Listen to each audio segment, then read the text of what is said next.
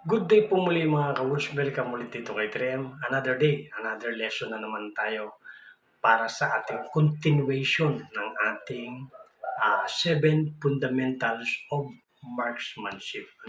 So, yung ating pong tinalakay nung unang video natin ay yung number 1, yung stance, isosceles. Pangalawa po ay yung ating grip, yung grippings. Pangatlo po ay yung sight alignment. No?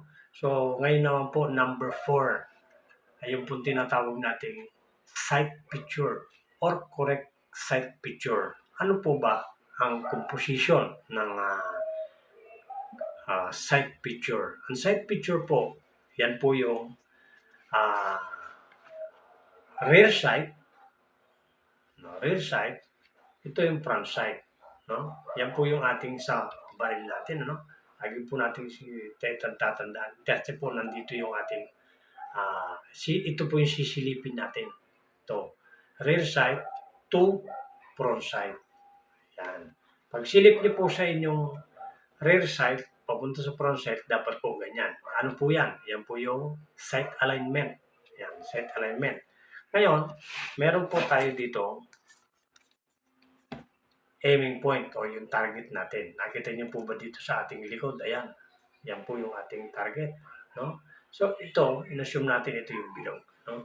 Yan po. Yan. So, meron tayong makikita dito cross. No? Imaginary line po. Pagka sisilip ninyo, from rear side to front side and then to target. No? Yan po yung ating formation.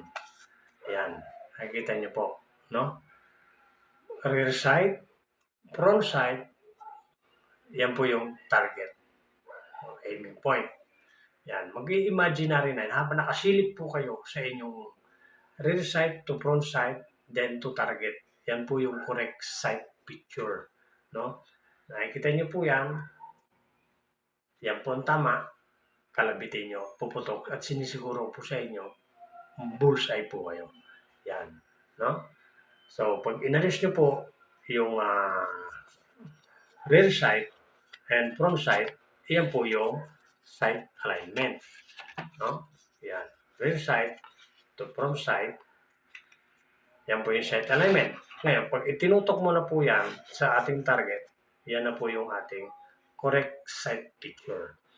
Yan po. Yan ang ating correct sight picture. Pag ginawakan nyo po ang baril, ganyan po ang makikita ninyo sa inyong target. Yan po ang sight picture. Right po, salamat.